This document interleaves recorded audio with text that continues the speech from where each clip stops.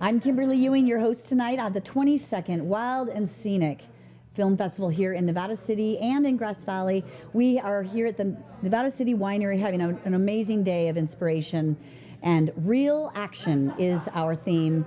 We are here with some fantastic filmmakers and presenters. I have Matt Mikkelsen, Kanesia Price, and Mary Adelzaden. Did I do it right? Yes. Okay, yay.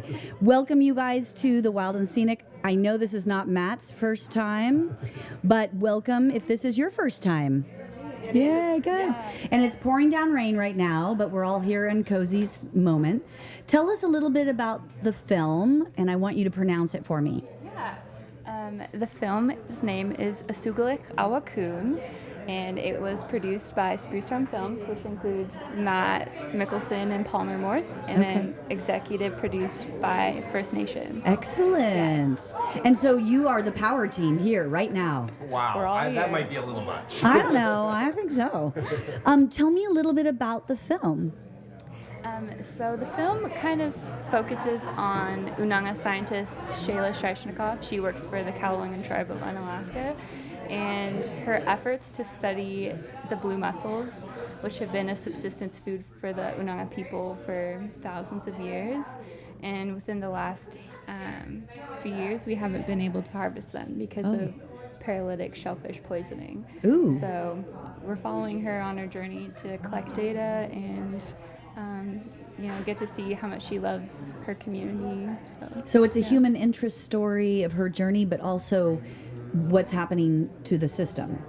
Yeah. Exactly. Wow. And how did you find this story? How did this come to you? I mean, really, that's a question for First Nations Development Institute. Well, there you are. Yeah. Tell me a little bit about that. So I am the director of the Stewarding Native Lands program with First Nations Development Institute. And First Nations is a national nonprofit that serves tribes and Native communities. And the big purpose of us is we give grants, we do advocacy work, we fund technical assistance, and it's really to uplift the voices of tribes and Native communities and the work that they're doing, ensuring it's Native-led and there's accurate narrative. And so a big piece of our work was, in addition to grant funding, is also to do a film project. Oh, great. So that we could get the story out there and highlight this important work and the issues that are happening in their community. Wow. Lucky that all came together, right? Yep. And when you say accurate narrative, boy, is that important. Tell me a little bit about that with our audience, the accurate narrative of Native people. I think through a colonial lens, I think a lot of the storytelling has been dominated by a Western narrative, and it's not empowering. It's based on deficit framing, where it doesn't demonstrate the strengths of a community and the work that they're leading, and it really takes away. So what we're trying to feature is really what's happening that's being led by Native communities, that we're still here, we're still leading this work, and it's really important to get more investment into these communities. And how important that is right there. We actually have a local Nisinan tribe that actually have an offer right now to buy back their land, their original rancheria. And it's empowering as a community, and it shows, and there's people telling stories about it, but the accurate narrative that comes from the families, and it's such an important part because nobody really knows except the people that have lived it and generation after generation. So good on ya. Yeah. That's fantastic. So with that, how did the filming, where was it filmed? Tell me a little bit more about the storyline. And I didn't get to see the end, so you're going to have to tell me the end.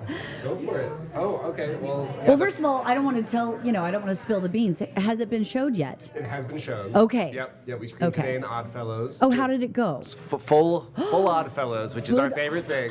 Yes. Yes. But yeah, the film, like Keish was saying, follows Shayla and her work, but takes place in Unalaska, on the island of Unalaska, which is on the Aleutian Island chain of Alaska, if Right. you didn't know, and which is just like one of the most beautiful places, both visually but also culturally, that I've ever been lucky enough to go to. So yeah, people keep saying, "Oh, the visuals are like so beautiful in this film," and I keep making the joke that like you could just take the tripod and spin it, and you just land on something very beautiful, which of course is not what we did. But yeah, it was a really beautiful process. It's very remote, so the logistics were really difficult. I bet. From just a production standpoint. But we were lucky that we got to work with Quiche, who knows it well and kind of helped us along the way. And obviously working with First Nations Development Institute too is a huge privilege. We had them be able to come out. We all were able to work together to kind of bring the film to life, which was really special. Awesome. Okay, wonderful. And when it comes to the storyline, the lead, what is the challenge you were speaking of earlier, that there was a deficit of in the storyline? You were talking about the muscles, yes. Yeah, Tell me a little bit about that. What's happening? So we don't really know what's happening. Oh. But a traditional food that we have harvested for a really long time is no longer able to be harvested because of these high paralytic shellfish poisoning levels, PSP. And we actually had a community member pass away within the last 2 years because they were harvesting and the levels were high. And there's thought that warming waters are causing higher algal blooms. Right. But that's what Shayla's work is, to continue collecting data to figure out patterns, and Right. there's other data being collected in the region, so hopefully all of us can work together to kind of figure out what's going on. And does she, at this point, I know it's later than the film, but is she still hopeful? Hopeful is an interesting word. She's still passionate Okay. about her work. Yeah. And she still continues it today. Yeah. Good for her. Yeah, she's a trailblazer in our community. Yeah. She told me I could share this, but she is 9 months pregnant, which is why she couldn't make it to the screening. She really wishes she could have made it. But, Maybe another time, yeah, right? a future screening. Well, thank you guys for coming. It's been an amazing day, and you guys are the last, so congratulations, and it's been such a pleasure. If someone wanted to watch this movie and they didn't get to during the Wild and Scenic, where could they go? Is there a place, is there a platform that they can view your movie? Yeah, absolutely. On First Nations Development Institute, we have a website and we have a page dedicated to this film. Great. And so you could go to www.firstnations.org. Great, firstnations.org. Well, congratulations. Thank you so much for coming. I hope we get to see you again, and enjoy the rest of the festival. Let's give it Great, up for them. thank you. Thank you so much.